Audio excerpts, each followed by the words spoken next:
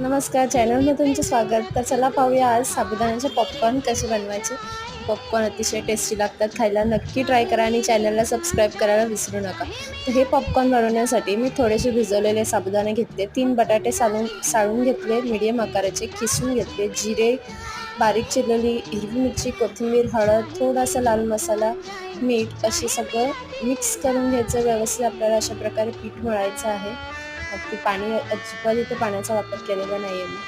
अशा प्रकारे हाताने व्यवस्थित मळायचं. तेल इथे मी कडकडीत गरम करून घेतलेलं आहे. बघा हे पीठ अशा प्रकारे मळायचं.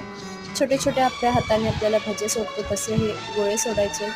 अजिबात इथे घाई करायची नाही. तळताना पलटायची. एका साईडने व्यवस्थित तळून द्यायचे. हे अशा प्रकारे तळून झाल्यावर हे व्यवस्थित सुटसुटीत होतात. मस्त तळायचे आहेत आणि खायला तयार आपले साबुदाण्याचे पॉपकॉर्न. नक्की ट्राय करा आणि चॅनलला सबस्क्राईब करायला विसरू नका.